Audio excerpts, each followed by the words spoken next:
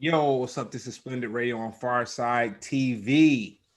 And we have today's special guest, OG Lyes Papparazzi. You Yeah, know what I'm up? What saying? up? You know, some Long Island folks. And then we got DJ, producer,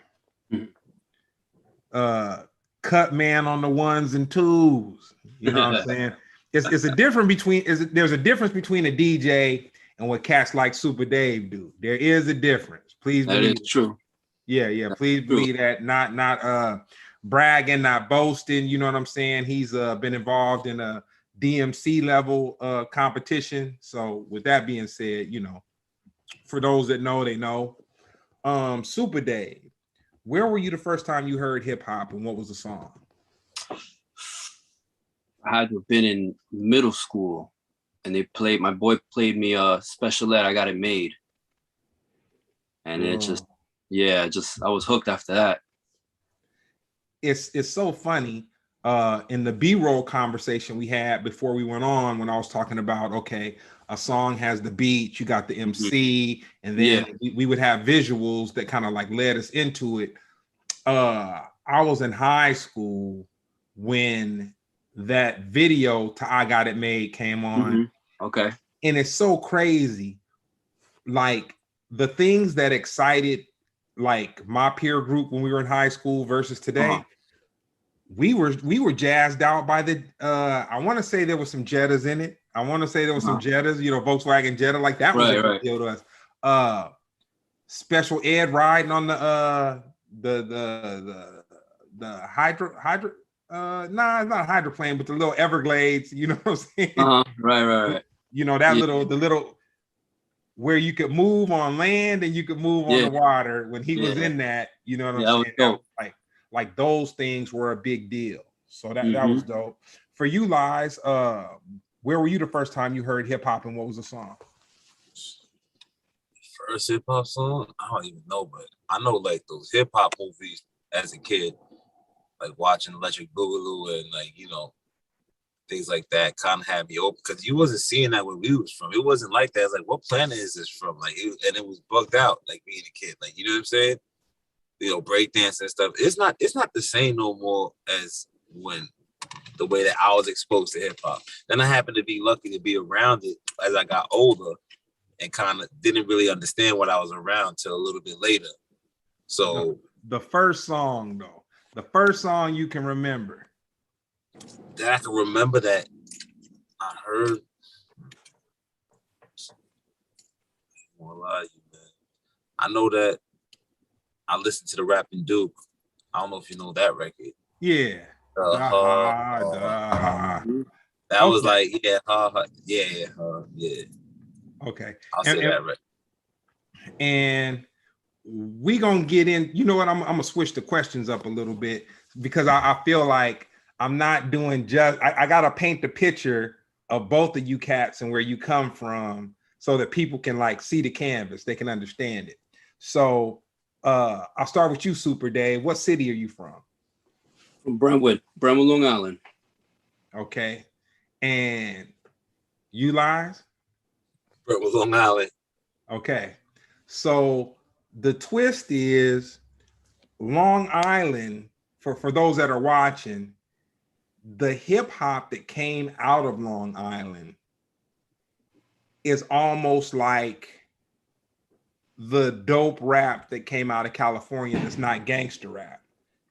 You had dope gangster rappers in LA, but then you also had another movement of cats and whatnot, and you know, people doing their thing, and it got, you know, I won't say it got the same recognition that the gangster rap got, but it definitely, it stood out, and it was like, okay, there's two sides to this coin of hip hop that's going on right now.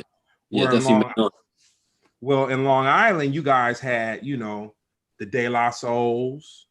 You had Prince Paul. Prince Paul. Name a few more. Rakim. Okay. EPMD. Okay. So I say that to say, for those that are watching, Long Island has a special hip hop energy. You know what I'm saying? In my opinion, you know what I'm saying? And it's a trip because it's not that the music in the city of New York is better or the music on Long Island is better, but they're just different types of the same genre of music that are very creative, you know, very, very creative. So Supa Dave, when did you realize you had a passion for music? You know what?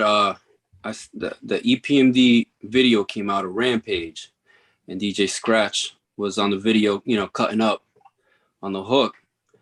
And right there, I knew I wanted to be a DJ right off that video. Never even touching turntables. I just knew I got to do that. I got to make that happen. Nah, that's dope. And for you, Lyes, when did you realize you had a passion for music? I used to be buying a lot of just singles, you know, since a young kid. I was always collecting a lot of hip hop music, just different stuff. Even when I didn't even have DJ equipment, I was buying records, and I even have turntables. It was like I had like this hip hop consumption that was just constantly like, you know, educating myself with different, you know, like you said, you know, the contrast to hip hop. So I was very intrigued to find things that everybody else wasn't into, that I was into, but that was dope. Man, I'm gonna share a story with you, man. I'm gonna tell you how powerful hip hop was to me.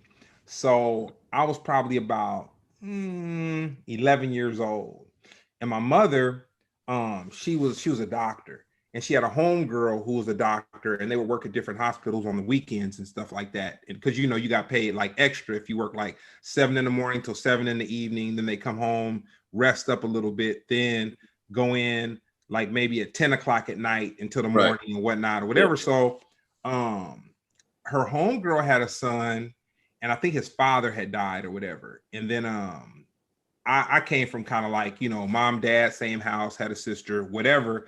And I would hook up with her son. But it was a trip because like she would just hella spoil her son. Like, dude, he get anything. Like, dude, he had dirt bikes, quads, you know, just he had everything a little kid would want. I'll say that, or everything I wanted. So anyway, he was a little older than me. And so one of these times I had went over to his house and he was there with his homeboys and he had some turntables. And this was like, he had turntables in a realistic. And I want to say this was probably back like, man, it had to be like 84. Oh, wow. Maybe like 84, 83, between 82 and 84. It had to be between like 82, 84. So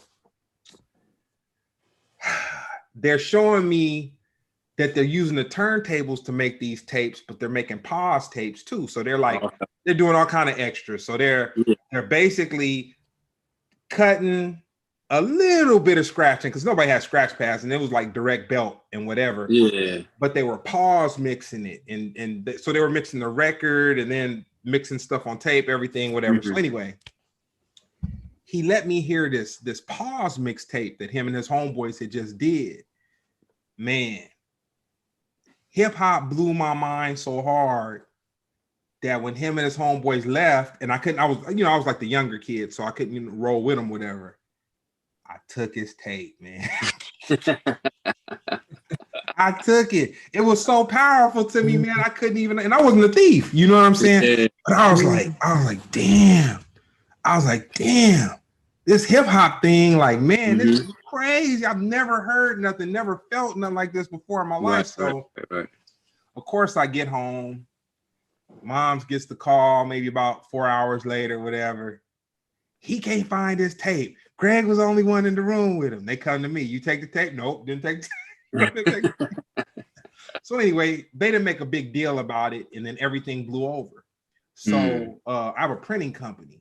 And so homeboy, one of his friends had died, and him and his wife did the memorial for it. And he had found me on Facebook, reached out and whatever. And he's like, yo, man, can you print the obituaries and do this, that, and the third, whatever. I was like, oh man, I got you. No big deal. We work it out. Cool. So go to the little the memorial for his homeboy who had passed away, and we were talking, and I was like, man, I got something I gotta confess to you, man. I gotta let you know what the real was, man. We old now, we grown. I was like, man, I took that tape. He didn't even remember it. He didn't even remember it. He's like, I don't even remember that. But I said, man, the reason got off your conscience though. Yeah, because I was like, dude, me working in the hip hop industry, working with a rap group, and then that, like me hearing that tape and seeing the whole pause mixing and the realistic mixer and all that, like that gave me my passion. You know what I'm saying? So I felt I owed it to him to let him know, like, yo, man.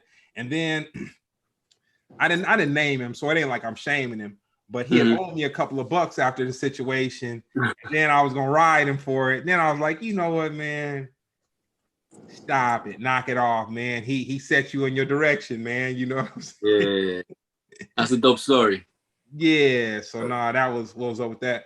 So Lyes, when you were in junior high school, what was the poppin' music?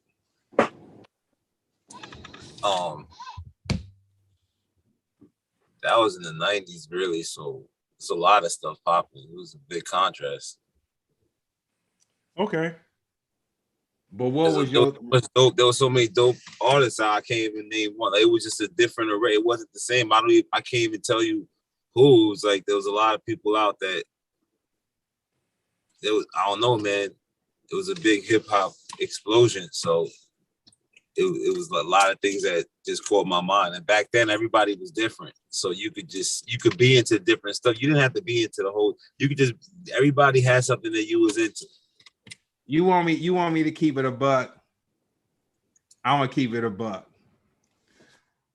See, Lyes, he don't throw it out there like that. I'm gonna throw it out there because it just is what it is. But one of his first cousins is in De La Soul. And so well, that studio that Supa Dave in right now is where we actually recorded Top Chef. Oh, right. Wow. Yeah. That's the studio that where Dave came to record Top Chef or go to post the album with us. So, I mean, Daylight, like that's already a given, but I got so many people. I've been around EPMD. I've been around so many dope people that I'm just a fan of just music and I just feel blessed to have been able to experience the people. You're jaded. You've been around some, you know what I'm saying? You've been around some hip hop royalty. You know what I'm saying? Even being with my cousin Fudge, God rest the dead, man. I've been around a lot of people, man. He managed Fife. I was around them a lot, you know what I'm saying? So I was around a lot of people, man. My cousin Jeff was Jeff was out rhyming as a kid, early. So that's Jeffrey Garcia. I'm Randall Garcia. You feel me? From the 3 feet high rising? Excuse me? From the 3 feet, was he? Yeah, exactly. Jeff, Daddy Mac Daddy.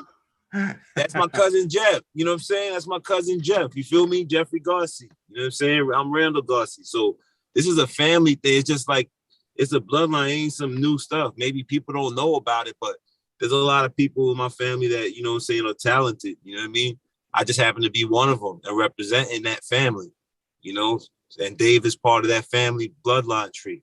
Yeah, I'll say I've had Dave and I definitely been very cool. You know what I'm saying? Very cool. A lot. We knew each other, but we got to know each other like really on the road with the Gorillas. You know what I'm saying? We spent a lot of time on the road with the Gorillas, and that's where we got to know each other. I'll say when I really kind of first met De La was probably we did a show in Hawaii with Black Eye. It was Pharcyde, Black Eyed Peas, and Yellow Man. And this was Yellow like, Man. Yeah, that was that Top Chef, you see, Supa Dave produced that. Yeah, you feel me? So we can't run past that. That man right there, man right there, is one of the first people that really, we've been working with each other for a long time, but Supa Dave and Cutlaw are the ones that really believed in me and pushed me to like do my greatest. You know what I'm saying? While nobody knew what we were doing. You know what I mean? This is just real talk. I gotta put this on the paper so everybody understands. why we here. You know what I'm saying? And Supa Dave been doing his own thing. So that's separate from what I'm even talking about with my Gordon Parks and what we doing now. You know, Supa Dave got production on the new album, you know, but we always working, man. We always just like, you know, hip hop. I don't give one word answers because hip hop in a whole has basically inspired me to be who I am right now. So I couldn't really just tell you just with one answer, you know, because I would be lying. But I know that the whole experience, the good, the bad, for what I've seen since I've been young to what I see now, I knew like my part of what I wanted to bring to this game. So it's like, you know, I'm very grateful for the people that I've been around, like, you know, that I got to learn from being around them, you know, and when I create, that's basically an extension of what I learned from these people that allow me to be around them to learn. So that's that.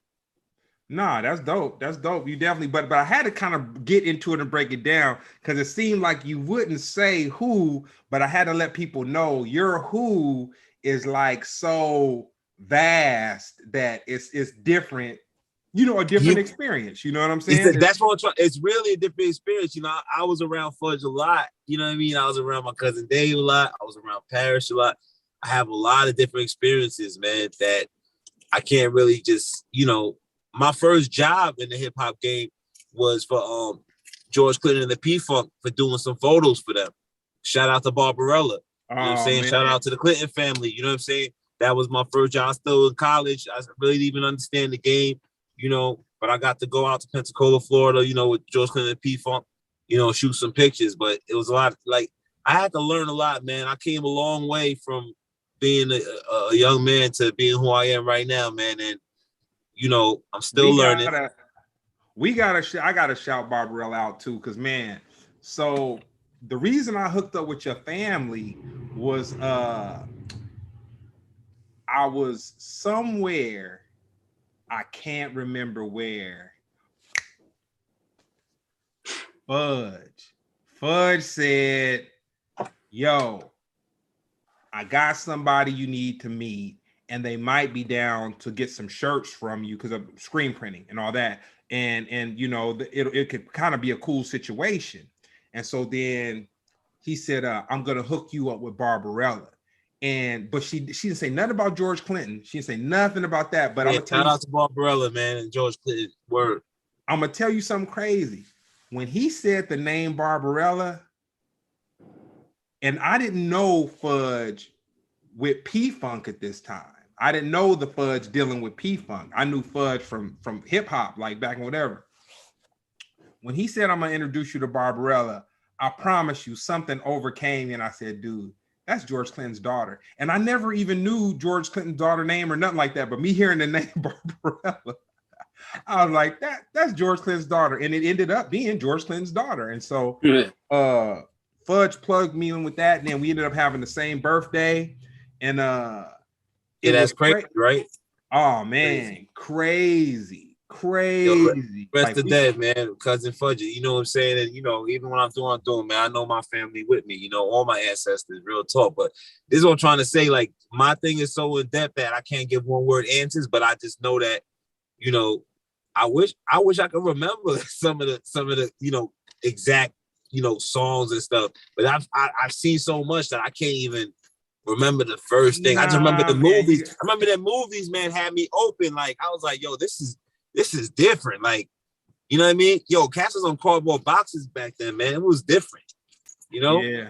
And I'm in Long Island, so Long Island is different than the city. Like, Long Island, like you said, Long Island has its pockets. Like, there's a lot of hip hop out here. You know what I mean? A lot of hip hop. There's hip hop everywhere. I'll tell you who I started following on IG, Mr. Wiggles. Mr. Wiggles. Yeah, he's you know, he's a New York popper breaker from back in the day. And I'm just like looking at his I mean, he's doing his thing right now. Like right now you go to his page. But I looked at when he was a kid and I was like, man, these dudes were doing it. I'm like it's just so crazy to me because it's like, okay, the same way that you could look at like Ray Charles, Stevie Wonder, all these guys kind of like breaking down the barrier for like soul music, rhythm and blues, like all that kind of stuff, race music, black music, whatever. I look at those dudes like the Mr. Wiggles, and then you know, Poppin' Pete, and just like all these old school people, and I say, man, they were doing popping, locking, breakdancing when it was like hard. It was like, man, it was looked at like, dude, people looked at like breakdancers like they were bums, like really, like they was on like that. The older, you know, the older people kind of like treated them like whatever. So I look at it like, man, if they was able to endure the abuse they had to get while breakdancing to the point of where they could get corporate interest, which the corporate interest is really what kind of like, you know, the movie Breaking, Beat Street, like, you know, all these Wild Style. I'll say Wild Style brought corporate interest. I don't think it was pitched out there as that kind of a thing, but just like anywhere, you got cats who sit on boardrooms, marketing cats, whatever. They're seeing what the new thing is and saying like, man, we need to attach ourselves, you know what I'm saying, to that new thing. So with that being said, Supa Dave, what music were you listening to? What was popping when you were in high school? High school? Man, I was listening to like a lot of Stretch and Bobbito, staying up at night recording it, and then when I go to school, I would listen to it in my Walkman. So Black Moon, Nas came out, Mobb Deep. See, I told you it was a lot of stuff at Wu-Tang. There's a lot of stuff going on, man. Definitely Wu-Tang. You know? And then there was the regulars, the EPMDs, the De Lies, the Cool G Raps, there was the Rock MD. There was a lot going on, Big Daddy. There was a lot going on. Yo, and back then in high school, Supa Dave used to let me borrow his turntables, yo. You know what I mean? That's when I thought I was DJ Butterfingers. You feel me? But then I was like, yo, keeping it band. I was like, yo, I can't scratch like my man. So I don't even want to DJ. I'm just gonna do parties and throw on Doodle Brown. Yeah. Oh man. You know what I'm saying? And hit the siren all day. I had my short spell. I had my short spell of DJing. I could blend halfway decent. I could do okay. But what I would have the cuts you could drop. So like I could like back then, because like it was crazy. Like me, it was like nobody really wanted to hear the turntableologists at the clubs, because I was like going around clubs and stuff, so people wasn't really on that. But if you drop a cut, and then for me at the time, I was connected with the Pharcyde, like in my like 20, 21, 22, 23, and their very first manager was he was a record promoter, and so I would have the new, like, man, whatever was new. Oh, I'll tell you a good one, man. I was at a party where Kadada, Quincy Jones's daughter, and LL Cool J was there back at that time. And you know what, that party, I'll tell you how dope the party was. It was a barbecue.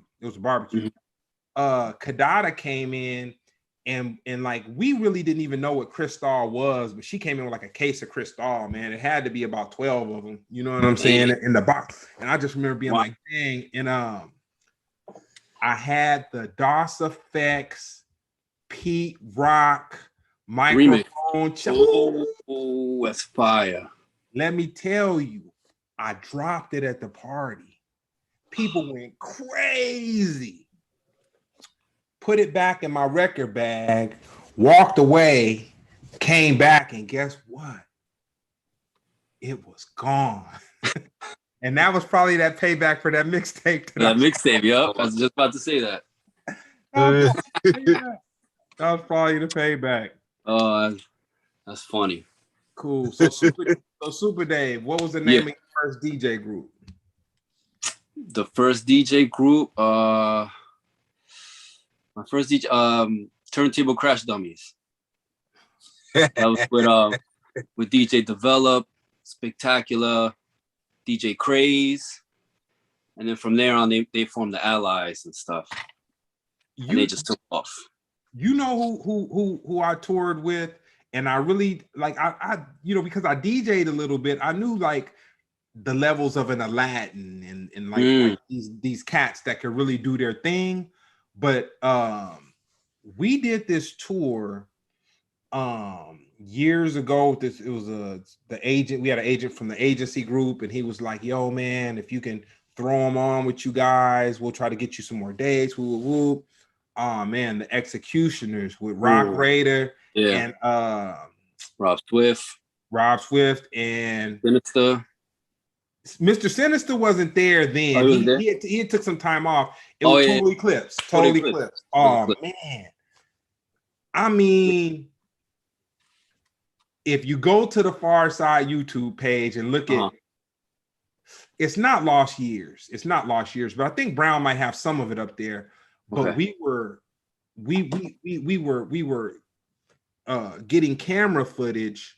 It was, of course, it was low resolution back then. Yeah. But the stuff that these cats did, dude. Oh yeah. I mean, as beautiful as LeBron on his best day, Kawhi Leonard on his best day, Kobe on his best day, the Dream Team, Lakers back like 75, 76, running down the court, passing without looking. Like, dude, these dudes didn't have no headphones. Nope. And their routines were so sick. And I mean, no skipping, no jumping, nobody knocking something.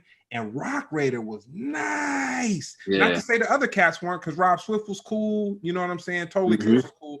But Rock Raider was doing hella spins and just all kinds of stuff. And I was just like, okay, there is another level to this DJing. That's why I had to break it down. You being a DJ that's been in the DMC, competing at that level. You're not just the cat who, you know, have people annoying him at the club because he wants to get a top 40 cut played. You know what I'm saying? I remember during high school, we cut school and took the train to Jamaica Ave in Queens. And we would walk down the Jamaica Ave and go like sneaker shopping, whatever. So I walked by I think it was Music Factory, and they were playing. They had a TV outside, and they had a DMC battle playing on the TV. And I'm like, what the hell is that? I can't hear it, but I could see like 3, DJs with like 6 turntables up there, and they were all going at the same time. I'm like, I got to see what this is. So I go in the store so I could hear it. And sure enough, I heard like 2 minutes of it. I'm like, I need this tape. I got to buy it. And sure enough, Kubert was on it, the Rocksteady DJs, the Mixmaster Mike. That's the year they won. And that just completely blew my mind. I didn't even know that level of DJing existed, you know? Hey, man, let me tell you something. Hip hop is the thing now. Like, it's THE. It's the thing now. Back then, you were kind of privileged, or you were cool if you were exposed to it. And what it's real, like its true art form was like everybody, it wasn't there for everybody. Right. You know what I'm saying? It was on a very basic level. Everyone had access to it, but like that next level stuff. Like I remember I DJ'd this club called Guadalinda's with rest in peace Skate Master Tate and this guy named Daz in out here in LA in Silver Lake. And like I can remember Ice-T, Queen Latifah, and Everlast on the mic same night, freestyling over breaks, and there was no stage. They're just in a DJ booth passing mics. You know what I'm saying? Passing the mic back and forth. So I say that to say everyone didn't have that hip hop experience. You know what I'm saying? Like there was something there. I guess there was a commercial aspect to hip hop, but then it was still that part where you had to know, and not underground on just some grimy huge pants and untalented offbeat rapper type of underground, but on some underground where like, yo man, you got dudes who make good songs, but they're also at like a top level at what they do. And if they get the opportunity, they'll rock that mic at a party the same way that they are rocking it on a record. You know? Absolutely. Yeah. So what's up with you, Lyes? What was the name of your first group? My first group was Local Celebs. Okay. Yeah, still got the tattoo, you know what I'm saying? Local Celeb, you know what I mean? So that was the first group, you know what I mean? And then, Lions Main Records came after that. So what made you want to start rapping? Well, to be honest with you, it started with DJing. Because we used to have the equipment, we had the mic and stuff. I had mad instrumentals. I'll get a lot of like records that, like I said before, that cats didn't have. Supa Dave used to always ask me, why you buy so many records? Yeah. Turntable. Because I used to buy records, like if I see records I like, I used to like go to the record store and just finding, and everybody didn't do stuff like that. So it was like, yo, all right. Yeah, crates, when man. I see my Crates man, I'm gonna go listen to these records. I'll just bring them back home. Like, yo, I don't know, man.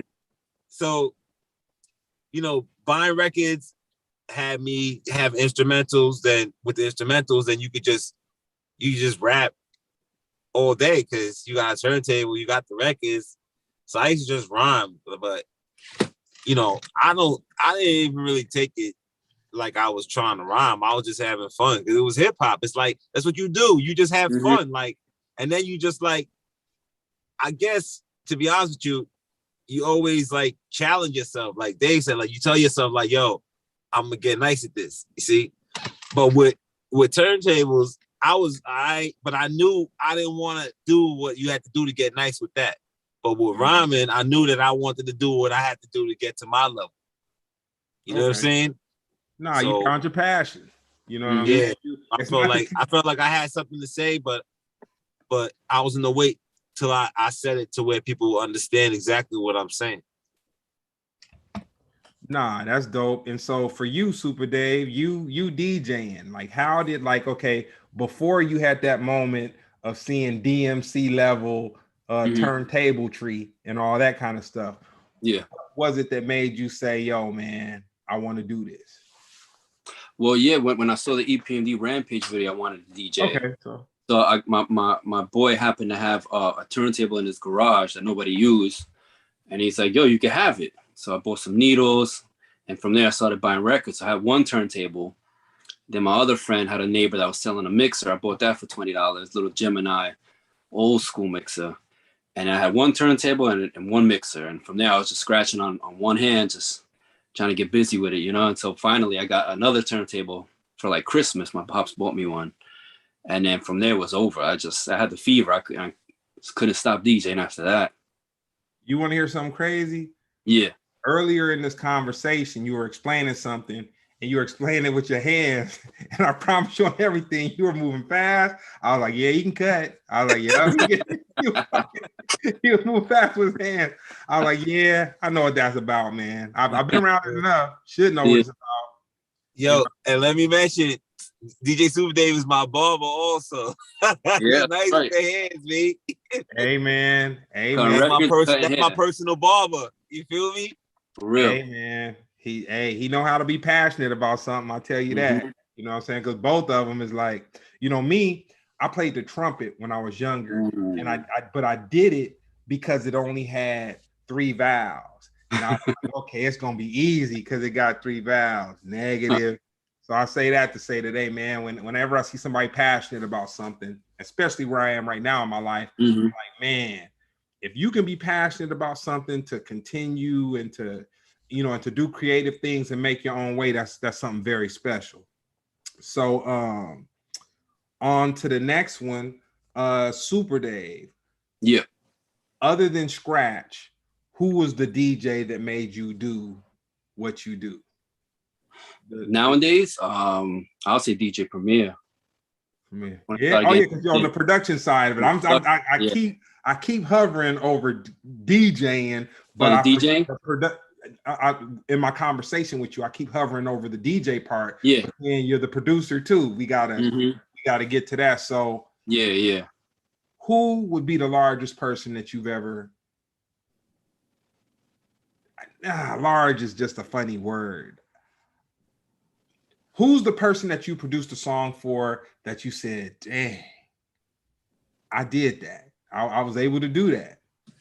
I mean, I would have to say the Top Chef with Dave from De La Soul, the Lyes Papparazzi Top Chef, because to have him in the basement of my house writing with the beat I produced playing in the background, And then 20 minutes later, I have him standing in front of the mic and I'm recording him, you know, and I grew up listening to his music. And then for him to be in my house recording, you know, to my beat, it was just like, that's definitely organic. Top moment, top hip hop moment for me. I'll tell you something crazy about that song. We were out with Gorillas when I heard it, and I said to Dave, because it's like, you know, it was so many people traveling with Gorillas. It was like sometimes if we were somewhere where it was enough room for a bunch of dressing rooms, there'd be a bunch. But at some of the places, it was just so many people out with the Gorillas. It was like hip hop or rappers or male vocalists, like they had their section. So I got to know Dave and them cats real good. And I think Dave think I was kind of, I mean, we cool. He know my heart, you know what I'm saying? But when I heard that song, I said, damn, that song's a little sample heavy. That song's whatever. I was meaning it kind of like, man, if they cleared the sample, dude, that song sound like money. I'm like, man, that's a whatever. And then he was like, oh yeah, I did it with, you know, I don't think he said my cousin, but I think he said like, yeah, I did it with this, or he said, you know, the guy did it with, you know, man, I hooked it up. We got together and we did it. And I was like, it was sample heavy, but that song, that the production on that song was very powerful, man. Like now that we've had this conversation, the three of us, go back and have a conversation with him and let him know that, like, man, because it was like that it wasn't that you just used kind of like some old school sound, but it was really well produced. That's where I'm trying to get to. And it just kind of had me like, dang, they came with some, you know, came with some fire. But it's crazy because I look at Lyes kind of like a mayor type of cat, where a mayor, he just knows all kind of different people in all kind of different places, and then they all kind of respect him a certain way so that he can maneuver and kind of like, you know what I'm saying? Like, man, it just happened to be coincidence that Lyes was so cool with PMD, and then my experience with PMD was like a very like, hey man, he said it was in one of his top hip hop moments, man.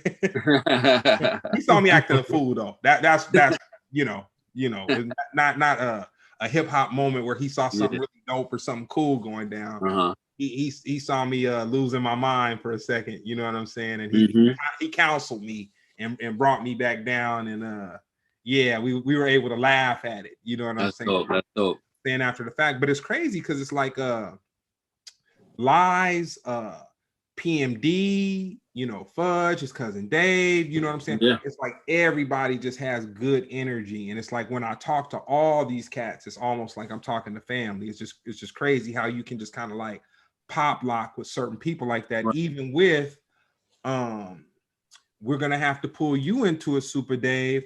We're about to come with this little situation on the Pharcyde Twitch where it's gonna be like a Splendid Radio, Lions Mane, Cut Lord, Hit Squad, mixture of East Coast and West Coast energy, bringing some light to some real DJing. So we working on that now. As a matter of fact, Lyes is working with Cut, and they getting some technical stuff worked out on that side. So when we hop into it, it'll be all good. But I'm sure Lyes will hit you. We'll program it. So we can have, you know, we most definitely. Yeah, we gotta get Supa Dave on PharcydeTV. Yeah. I'm with it. Yeah, no, we'll definitely hook that up. So for you, Supa Dave, album making process. I mean, just make the beats, and then we kind of figure out what the sound of it is. You know what I mean? Like just start picking beats and determining where you want the album to go, with which direction. Beats after a concept, or you just let people hear like a selection of your beats, and then you put the beats together, and then you get the concept together, and then most of the time it's just the beats first, and then but sometimes there's been times concepts just pop up and we just roll, you know, like, all right, I'll get on it now, you know, we're gonna work on this and go you know, from there. Yeah, process is always interesting. And for you, Lyes, what's your process when you write and when you try to put something together, as far as not a song, but like a collection of songs?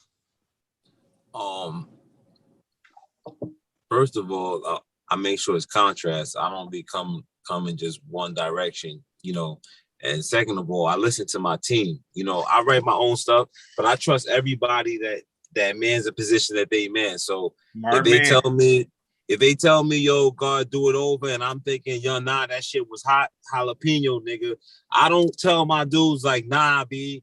I go and I do it over until they tell me, yeah, that's it, because I know that they have the ear and they're watching something else. So I don't ever second guess my team. So from the Cut Lord to DJ Supa Dave, like those are my main dudes, and the two DJs, they tell me, you know, if they say it's good, nobody else can tell me anything else, because they really had the final say before I even, you know, move forward with stuff. And you know what, we working with the second album, I feel even better than the first album. And the first album, I feel like we did a phenomenal job with that. You know, we took our time.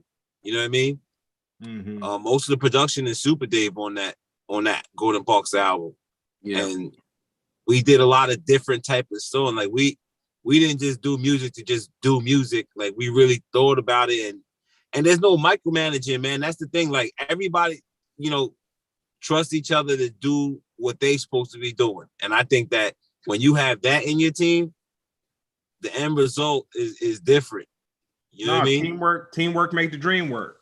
Yeah, and it's like our process is not like, yo, because my man produced, I gotta rhyme all his beats. Like if we doing some dope music, like dudes handle it just like if they were the one that produced it. Yeah. They're not like, yo, this ain't my beat, whatever. Like they're like, yo, you know, nobody's trying to micromanage, but they're not gonna let it be just some whatever, because you know what I mean? That's not how we move. So we take our time with it, man. Like, and I feel I have good people that I work with. I work with the right people. That's my process. I work with people that bring something different. We're not trying to do what everybody else is already doing, because then what would be the purpose? Nah, that's right. So for you, Supa Dave, your top 3 musicians, dead or alive, singer, they could play instrument, you know, rapper, vocalist, whatever. That's a good one. Got a lot of records back there, man. Yeah. I want to say Michael Jackson. That's one. Cool. Quincy Jones. Yep, And then Prince. All right. That's amen. And you, Lyes? Yo, I want to go with his two, Michael Jackson and Prince, and my third one. And that's a good one. Michael Jackson, Prince, definitely on my third one. You said Dead or Alive? Yeah.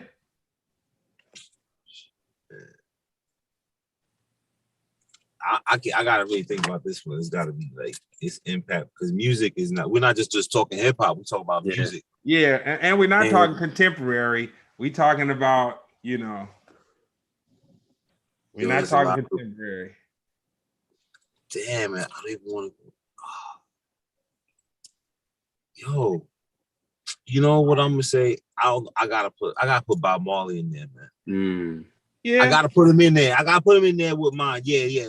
Michael Jackson, Prince, Bob Marley. I'm gonna put him in there. Definitely Marley gotta be. Something funny about Bob Marley, I'll say, Stevie Wonder taught me to like the clavinet, which is like that instrument that sounds kind of like it sounds like a horn and a bass together. But Bob Marley's music, they really freak some clavinet in their music. And then Bernie Worrell, who played for Parliament Funkadelic, he kind of took me to the top of it, where I was kind of like, okay, man, this is the thing. So with that being said, we're gonna go to you, Lyes. If you had your dream verses, it could be different genres of music. Who would you like to see in your dream verses? And it don't have to be, it could be new music, it could be old school, it could be whatever, but just two artists that you would like to see verse each other. In verses? Yeah. Like the versus TV? Yeah.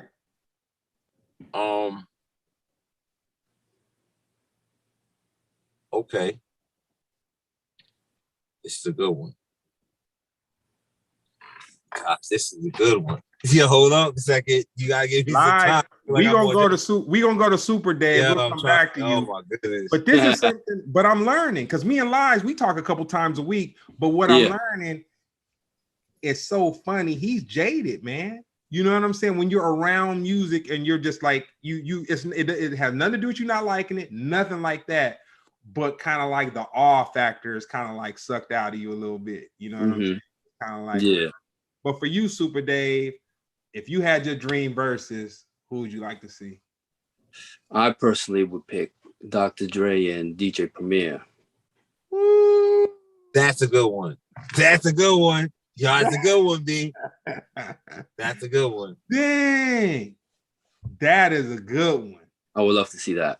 That was a good one, D. See, I couldn't think of that right there. That you see, that had to come from Supa Dave. Yeah, that's really a good one. That's really, because if you think about it, Dre has Snoop, and then he has those upper level people, but Premier ain't nobody to sneeze at. You know what I'm saying? In no type, in no type of way. He's still around knocking shit. Yeah, Premier. And then I'm sure if they did do a versus, you would hear songs that Primo produced that you didn't know he produced, because like there was some stuff going on during a certain space and time where producers were producing stuff and not necessarily Ghost producing it, but their name wasn't just like, they might not have got paid a whole bunch of bread. You know what I'm saying? So they just really didn't put their name to the forefront of the production like that. Right. You know what I'm saying? So no, that's a good one. So I'll say this for you, Lyes. When COVID first jumped off and we found out we had to quarantine for real, where were you at? I was at home. Okay. So you was at home, and then I heard it on the news that we had to quarantine for real. Yeah. And you, Supa Dave, where were you? I was at work at the barbershop. Like Lyes mentioned before, I'm a barber. And here in New York, the salons, the barbers, and the nail technicians were the last to go home and, stop working. So everybody else was told to stop. And that week was our last week. And I said, wow, this is real shit. This is real. Yeah. When it became real to me, I probably lost my mind for a day. And then I have a warehouse that I work out of. And so I was just kind of like, well, I'm not going to be driving around after hours or whatever, but I am going to go to my warehouse and just get out of my house and get my mind on something other than like CNN or just like all that stuff, getting pumped into you. And so I'll say that my warehouse definitely helped my sanity. You know what I'm saying? Having somewhere to go versus just being at home. And then, horrible eating habits. I still got toilet paper and paper towels. and I will have it until probably around January. You know what I'm saying? And then after the fact, I'm like, dang, you got the wrong stuff. You know what I'm saying? Like everybody was going crazy over toilet paper and all, all this, that, and other. Like, man, there's a couple things that are a little more important than toilet paper that could have been on that list. But shoot, we live, we learn. We, thank God the three of us made it through. You know what I'm saying? Healthy and whatnot. So the last question, I'll start with you, Lyes. Where do you see social interaction going in the next 5 years? Shoot, I see it being right back to where it was, man. I already see things changing now. So, but I think people are more cognizant, but you know, people are still being very social. Everybody want to be taught chatty patties, you know, because people been stuck in their house, man. So Hey, everybody's man. socializing, you know what I mean? People don't have masks on. That like Dave said, we're here in New York. All those restrictions were removed on June 1st, you know? Yeah. So, you know, I mean, there's some stores that they say that you still have to wear a mask, but for the most part, it's a big change. It's a total, you know what I'm saying, move of direction from where we was at about 2 months ago. I'll tell you something crazy, man. So it's like, so I got a buddy, I won't name his name because I'm about to say something that sounds crazy. Well, it probably don't sound crazy now, but at the time it sounded crazy. I got a DJ buddy, which once again I run into it in the circles, traveling around the world, whatever. We hook up, we slap hands. He's from New York. I want to say he stays in Harlem. But this guy was telling me, like, even when COVID was at its like top level, just, you know, New York a mess, he was like, dudes on the corner passing 40s and passing blunts still. And I was just like, man. Yeah, I can believe that. Yeah, me too. I can believe that. That don't sound, it sounds like some New York shit. I was like, man, that's dedication, man. It's like, I'm like, that's dedication. Well, no, man, dude, I want to thank both you guys for tapping in, you know what I'm saying, and giving me your perspectives, sharing a little bit about who you guys are, what you guys have done, where you guys are going. I'll start with you, Lyes. Give me your social media information, projects, the project you got out right now that you got going, and all that good stuff. Any shout outs? Yeah, man. Lyes Main Records on IG, Lyes Papparazzi, and yo, go check out our new single, Made Me Do, featuring Dudley Music, produced by Salio Beats. Got PMD hosting that song. And we working on Randall Galaxy, the album, and we got another song, Reflection. You know, Supa Dave produced that and a couple other songs. We still working, man. We always working. And I take my time because I want to make sure when I bring music out that it's really hitting how it's supposed to hit, you know. So yeah, thank you to everyone for their support. And thank you, Smooch, for having us. Oh man, ain't nothing but a thing. And so Supa Dave, anybody you want to shout out, give us your social media information? Yeah, definitely. The DJ Supa Dave on Twitter, Concrete Music Productions on IG. Type in DJ Supa Dave on all streaming platforms, Tidal, Spotify, Apple Music. We dropping singles, instrumental albums, just putting a lot of music out, dope music out, you know, classic stuff. Yeah, well, hey man, send me some links to some rare grooves and some. Man. And if you got some house thanks music, for having us, man. Definitely appreciate it. Nah, but this is just a building. This is just a building block in the whole situation. You know what I'm saying? This will help what we're about to do with the Twitch and the DJing and the bridging, the West Coast, the East Coast, and I promise I'm not a groupie for Lyes his bloodline. I am not a groupie. I knew Dave, didn't know that him and didn't know that Smooth Dave is hilarious. Nah, I knew Dave, but me and Fudge really just created a relationship off the whole Barbarella and him like really shooting me into the P-Funk, like doing all their merch and all that kind of stuff. And then I just got tight with Fudge because whenever he would come out here, and then just by total coincidence, he was out here on his birthday, and so we celebrated our birthday together. And it's like, oh shoot, and it's a trip, man. It's several people that I've lost that, you know, I feel a certain way, and I may think about them like maybe, you know, once a month, once every couple of months, or whatever. But I think about Fudge, rest in peace, a lot, because Fudge was that voice that, like, he was who I wanted to be. Like, he gave 0 F's, you know what I'm saying? with his perspective on real stuff, you know what I'm saying? And me, I'm more of a politically correct, keep your mouth shut, look down, don't you know what I'm saying? Not so much go along to get along, but Fudge would just call it when he saw it. And I just be like, oh, here we go. You know what I'm saying? He'd be like, and then we have conversations. We be going back and forth over the phone. He's like, nah, man, let it go, man. You being too fair with this. You know what I'm saying?